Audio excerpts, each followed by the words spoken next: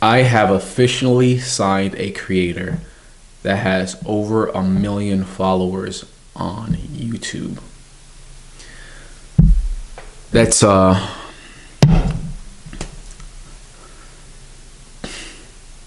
don't know, bro. I don't know.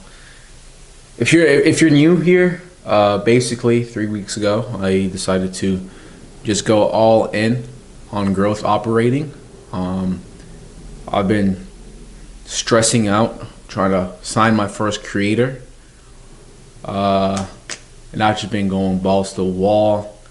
And then 3 weeks later, I just signed, like, no kind of signed, no, officially signed on, onboarded a creator with over 1 million followers on YouTube. Obviously, I can't reveal who the creator is, to stay within the confines of our NDA. But this feels really, really good.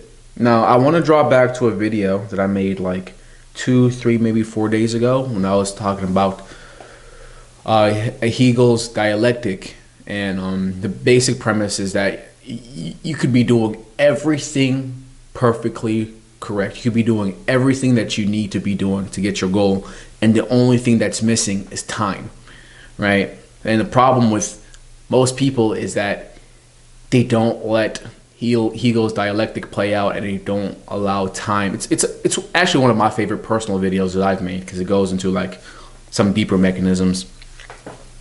But yeah, I don't know. It feels really, really, really good. Obviously, signing a creator isn't everything or anything at all. We still gotta get results, but I'm really, really, really excited for our first launch. What we have laid out for him is it's pretty unique.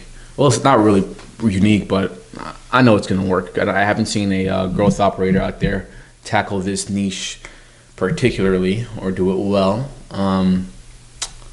Long-term thinking, I know for a fact this could be a creator that I can generate him at least 100K per month through his info business, simply because of the size of his audience, and it's ridiculous. And that's scary to say out loud, right? That's Sorry if I'm being like a little bit more quiet than usual. It's like it's still kind of surreal. I got that literally the video from yesterday was me talking about how DocuSign, when you're on DocuSign and you can see that somebody hasn't assigned the contract, it's literally the most stressful thing ever, which it is, right?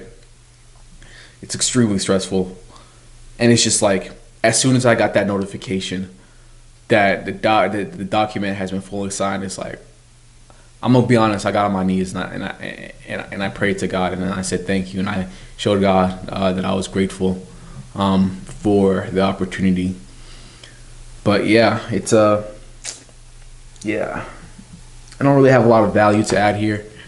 I'm just staying consistent with YouTube. I told you guys yesterday I'm 100% committed to posting a video every single day, like literally every single day, until I get to $100,000 per month for my personal business, right? Not what I'm creating for the creators, until we are internally profiting $100,000 per month. So you guys are gonna get to see me, and the reason why I want to do that is because my ultimate goal, right? I've had this idea in the back of my mind,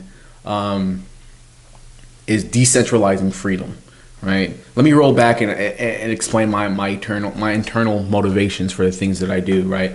Ultimately, over the past 5 years, I was chasing money, and I built up a skill set that allowed me to bring in around $15,000 per month, but that came at the cost of my freedom, because I was pretty much putting in 80 hours a week. Never got to see my family. Dude, I miss my sisters, oh my God, this breaks my heart to freaking say out loud. I missed my little sister's birthday every single year for the last 5 years. My little sister my sweetheart, has been growing up without me. All because I've been chasing some money.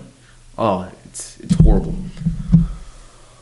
And that really breaks my heart. So now I've changed my pursuit from money itself to ultimately freedom. Now, freedom constitutes two things. Money, of course, not because we worship it, but because we understand and respect its amplifying powers, and knowledge. Knowledge is important because without knowledge, you will always be subject to oppression to those that have knowledge. So we want to be able to capture both sides of the spectrum.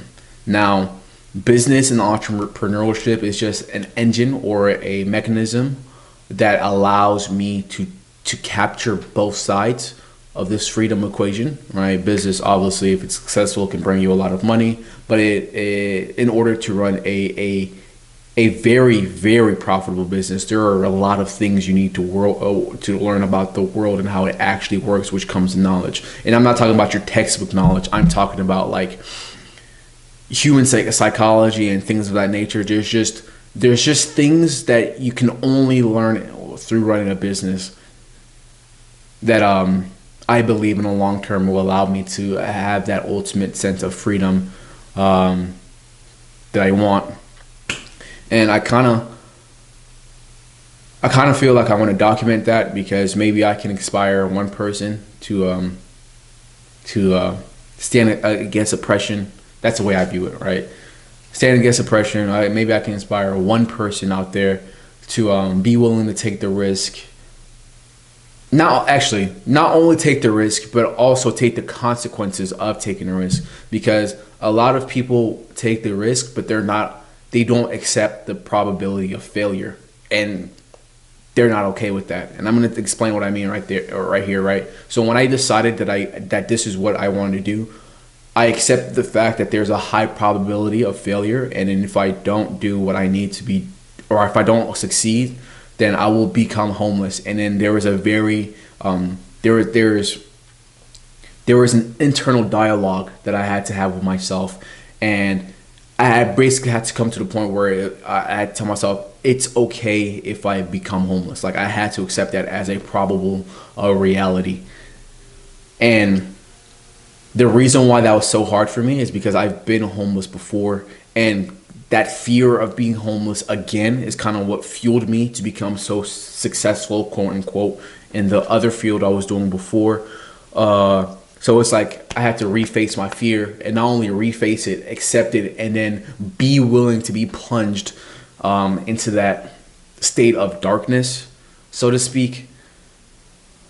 And I feel like there's a lot of things that holds people back from doing the things that they want. Number one is fear, or not wanting to take the risk, right? And two, it's accepting the probability of failure and being okay with failing. But just understanding that the only failure that ever happens is if you stop, right? So if I can inspire one person, just one person to die a warrior's death, so to speak, I feel like I would have served God at the highest level, because I've been able to change the trajectory of somebody else's life.